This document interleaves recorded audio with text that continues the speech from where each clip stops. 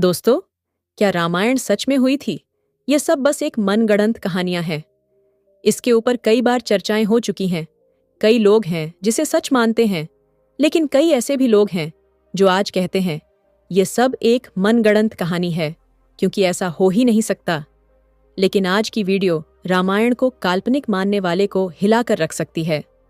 आज हम आपको वैज्ञानिक रिसर्च के कुछ ऐसे सबूत दिखाएंगे जिन्हें देखने के बाद आप यह मानने को मजबूर हो जाएंगे कि रामायण बस एक धार्मिक किताब और मनगढ़ंत कहानी नहीं है, बल्कि रामायण सच में हुई थी और श्री राम, रावण, हनुमान जी यह सब सच में मौजूद थे। और यही सब बातें जानने के लिए इस वीडियो के अंत तक जरूर बने रहे। दोस्तों, अभी तक आप लोगों ने वीडियो को लाइक नहीं किया तो आप लोग वीडियो को लाइक करके चैनल को सब्सक्राइब कर लीजिएगा। दोस्तों, रामायण भारत के सबसे प्रसिद्ध ग्रंथ में से एक है। भारत में रामचरितमानस का पाठ पूरी आस्था के साथ होता है। महर्षि वाल्मीकि द्वारा रामायण में भगवान राम की संपूर्ण जानकारी लिखी गई है। और लेकिन कुछ लोग भगवान के होने पर ही सवाल उठाते हैं और रामायण को केवल कहानियों से भारी किताब मानते हैं। रामायण के अनुसार भगवान राम ने अधर्मी रावण को मारकर धर्म की स्थापना की थी। ज्यादा लोगों का सवाल होता कि क्या भगवान राम वाकई धरती पर पैदा हुए थे, जब वास्तव में रावण के 10 सिर और 20 भुजाएं थी? क्या हनुमान जी अपनी इच्छा से अपना रूप बदल सकते थे? और इन सब बातों की वजह से ही कई लोग रामायण को झूठ समझते हैं। मगर आज हम वैज्ञानिक अध्ययनों के आधार पर सिद्ध कर देंगे कि रामायण में वर्णित घटनाएं पूर्णतया सत्य है। नंबर 1, रामायण कालीन हवाई अड्डे। जितना हम रामायण को भारत में मानते हैं, उतना, या फिर कहूं कि उससे भी ज्यादा श्रीलंका में माना जाता है। और इसीलिए श्रीलंका में रामायण अनुसंधान टीम ने रावण के रामायण कल के 4 हवाई अड्डे खोजने का दावा किया है। पिछले 9 वर्षों से यह ऑर्गेनाइजेशन श्रीलंका के कोने कोने की छानबीन कर रही थी।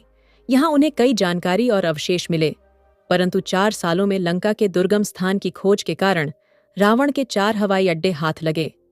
रामायण अनुसंधान टीम के अध्यक्ष अशोक केंट का कहना है कि रामायण की लंका वास्तव में श्रीलंका ही है। यहाँ उसानगोड़ा, गुरुलोपोथा, तोतुपोला कंदा और वरियापोला नामक 4 हवाई अड्डे मिले हैं। और इन्हें हवाई अड्डों से रावण पुष्पक विमान को आसमान में उड़ता होगा। और ये हवाई अड्डे न सिर्फ यह बताते हैं कि रामायण सच में हुई थी, पर यह भी बताते हैं कि इसमें लिखी गई सारी बातें जिन पर है हमें यकीन नहीं होता, वो भी सच है। नंबर 2, रावण का महल। रामायण के अनुसार रावण सोने की लंका में रहा करता था, जिसे हनुमान जी ने जला दिया था। श्रीलंका गवर्नमेंट को श्रीलंका में एक ऐसा महल मिला है और ये दावा है ये महल रामायण कल का है। इस महल से कहीं सीक्रेट रास्ते निकलते हैं जो उसे महल को शहर के अलग अलग जगह से जोड़ता है।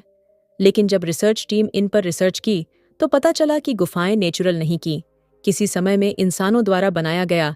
श्रीलंका हिस्ट्री के अनुसार रावण शहर के अलग अलग हसन में अचानक से ही प्रकट हो जाया करता था और पलक झपकते ही उन हिस्सा से गायब होकर अपनी महल में पहुंच जाता था। इसलिए जानकारी का मानना है कि रावण इन्हीं गुप्त रास्तों का इस्तेमाल किया करता था। अब इतने बड़े एविडेंस को हम कैसे नकार सकते हैं?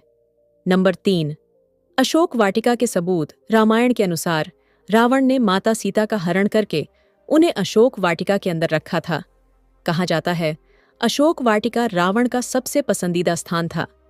यह जगह इतनी रहस्यमयी थी कि हनुमान जी इसे आसानी से ढूंढ नहीं पाए थे।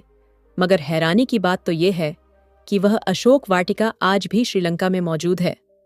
ऐसा माना जाता है कि एलिया पर्वत की गुफा में माता सीता को रखा गया था, जिसे सीता एलिया नाम से जाना जाता है। यहाँ सीता माता का एक मंदिर है जिसे विरागटोक कहते हैं और ये 10 किलोमीटर की दूरी पर है। यहीं पर है सीता जी का अपहरण कर पुष्पक विमान को उतरा गया था। मगर यहाँ पर जिस बात ने सबसे ज्यादा चौंकाया वह यहाँ मौजूद पेड़ है। रामायण ग्रंथ में इस बात का जिक्र मिलता है कि अशोक वाटिका में अशोक के वृक्ष बहुत ज्यादा थे, इसलिए इसका नाम अशोक वाटिका रखा गया था। तब जैसा रामायण में इस वाटिका के बारे में कहा गया था, वैसा आज यह गार्डन है, जो किसी हम रामायण कालीन एक सबूत मान सकते हैं। नंबर 4, द्रोणगिरी पर्वत। दोस्तों, रामायण में लिखा हुआ कि युद्ध में जब मेघनाथ द्वारा लक्ष्मण जी मूर्छित हो गए तो उनकी जान बचाने के लिए संजीवनी बूटी की जरूरत पड़ी। जिसके लिए जड़ी बूटी लाने का है। जिम हनुमान जी को दिया गया था, तब हनुमान जी संजीवनी बूटी लाने के लिए द्रोणगिरी पर्वत पर गए थे। हनुमान जी को जब संजीवनी बूटी का पता नहीं चला तो वह द्रोणगिरी पहाड़ के टुकड़े को ही उठाकर ले आए। मान्यताओं के अनुसार ये वही पहाड़ है जो आज भी वहां पर मौजूद है। कुछ लोग इसके बारे में कहते हैं कि आज भी उसे पर्वत पर वह निशान मौजूद है जहां से हनुमान जी ने उसे तोड़ा था, लेकिन जिस पर्वत का जिक्र रामायण में मिलता है वहां आज मौजूद है। जड़ी बूटी देने के बाद हनुमान जी ने इस पहाड़ के टुकड़े टुकड़े कर इसे श्रीलंका में फेंक दिया था। जहां जहां इस पहाड़ के टुकड़े गिरे वहां के पेड़ पौधे और जड़ी बूटी बाकी जगह से अलग होती है, और सच में श्रीलंका में कई कमाल की जड़ी बूटियां मिलती हैं। श्रीलंका में हिमालय की जड़ी बूटियां का मिलना इस बात का प्राप्त सबूत है कि लक्ष्मण जी को संजीवनी देने की घटना पूर्ण रूप से सत्य है, क्योंकि यह जड़ी बूटियां के पौधे उस स्थान पर मिले हैं जहां पर लक्ष्मण जी को संजीवनी दी गई थी, जबकि दूसरे हिस्से में इस प्रकार की कोई जड़ी बूटी नहीं मिलती। नंबर 5, राम सेतु रामायण सच में होती, इसका सबसे बड़ा प्रूफ है राम सेतु। राम सेतु को एडम्स ब्रिज भी कहा जाता है, और इसके बारे में पक्का सबूत तब मिल गया जब नासा ने सैटेलाइट तस्वीरें जारी की। पैसिफिक ओशन की तस्वीर में कुछ ऐसा था जिसे देखकर वैज्ञानिक भी हैरान हो गए। पैसिफिक ओशन के हिस्से में साफ तौर से पत्थरों की एक लाइन बनी हुई नजर आ रही थी। जब वैज्ञानिकों ने इसे तस्वीर पर ज्यादा स्टडी की तो पता चला कि पत्थरों से बनी लाइन है। भारत के धनुषकोडी से श्रीलंका के मन्नार द्वीप तक बनी हुई है, जो लंबाई में करीब 30 किलोमीटर तक हो सकती है। पैसिफिक ओशन में जिसे हिस्से में नासा के वैज्ञानिकों के पत्थर से बना पुल नजर आया था, ये वही जगह है जिसका जिक्र रामायण में मिलता है। और अमेरिका के एक आर्कियोलॉजिकल रिसर्च टीम ने भी अपने रिसर्च में इस बात का दावा किया था कि तमिलनाडु और श्रीलंका के बीच मौजूद राम सेतु असल में एक मैन मेड ब्रिज है जो कई हजार साल पहले इंसानों ने बनाया था। माना जाता है 15 शताब्दी तक ये है पैदल पार करने लायक था, लेकिन इतना ज्यादा समय बीत जाने के कारण यह पुल अपने पूर्ण स्वरूप में नहीं रहा। वैज्ञानिक दृष्टिकोण से इस फैक्ट को हम रामायण के एविडेंस के रूप में देख सकते हैं। नंबर 6, सुग्रीव की गुफा। बाली के डर से सुग्रीव जिस गुफा में रुके थे वह गुफा आज मौजूद है। रामायण के अनुसार बाली ने दूंदुबी राक्षस को मारकर उसका शरीर कुछ दूर फेंक दिया था। हवा में उड़ते हुए दूंदुबी के खून की कुछ बूंदें मातंग ऋषि के आश्रम के ऊपर गिर गई। ऋषि ने अपने तप के बाल से जान लिया कि किसकी हरकत है। फिर क्रोधित ऋषि ने बाली को श्राप दिया था कि कभी भी ऋषि के पर्वत के क्षेत्र में आएगा तो उसकी मृत्यु हो जाएगी। सुग्रीव को राज्य से निकले जाने पर वह इसी जगह पर आए थे, क्योंकि वह जानते थे कि बाली यहां नहीं आ सकता। यहीं पर उनकी मुलाकात राम जी से भी हुई थी, और बाद में राम जी ने बाली का वध किया था और सुग्रीव को किष्किंधा का राज्य सौंप दिया था। और ये सारी गुफाएं आज भी मौजूद हैं। नंबर 7, राम सेतु के पत्थर। भगवान राम ने समुद्र को पार करने के लिए बंदरों की सहायता से लंका तक पुल बना दिया था। कहा जाता है कि इस पुल के माध्यम से श्री राम की पूरी वानर सी रावण से लड़ने लंका गई थी। मगर हैरानी की बात तो ये है कि राम सेतु में इस्तेमाल किए जाने वाले पत्थर आज भी मौजूद है। राम सेतु पुल के पत्थर पानी पर तैरते थे। रामेश्वरम में सुनामी के दौरान कारण कुछ पत्थर जमीन पर आ गए थे। शोधकर्ताओं ने जब उन्हें दोबारा पानी में फेंका तो वह तैर रहे थे, जबकि दूसरे पत्थर पानी में डूब जाते थे। शोधकर्ताओं के अनुसार इसके लिए एक विशेष प्रकार के पत्थर का इस्तेमाल किया गया था, जिसे विज्ञान की भाषा में पुमाइस स्टोन कहते हैं।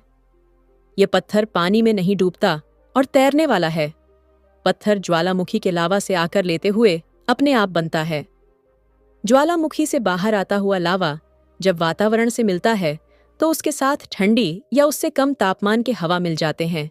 ये गर्म और ठंडे का मिलाप ही इस पत्थर में कई तरह से छेद कर देता है, जिस कारण यह पत्थर पानी में नहीं डूबता।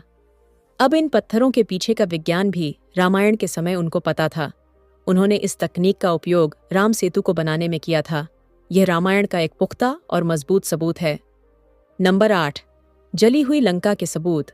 रामायण ग्रंथ के अनुसार हनुमान जी ने लंका के सोने की नगरी को जला दिया था। अभी कुछ एविडेंस मिले हैं जिन्हें लेकर कहा जा रहा है कि लंका के जलने के सबूत आज भी वहां पर मौजूद हैं। जिस जगह पर श्रीलंका को जला गया था वहाँ की मिट्टी आज भी काली है, जबकि उसके आसपास की मिट्टी का रंग वैसा ही है जैसा कि नॉर्मली मिट्टी का होना चाहिए। बस इतने से इलाके में ही काली मिट्टी मौजूद है, जो कि जली हुई लंका के सबूत को बताती है। इस बात को भी हम एक इत्तेफाक कहकर टाल नहीं सकते।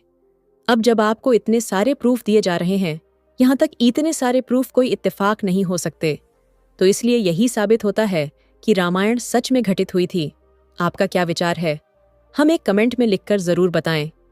एक बार फिर मिलते हैं एक और ऐसी दिलचस्प वीडियो के साथ। तब तक के लिए नमस्कार। जय हिंद, जय भारत, जय श्री राम।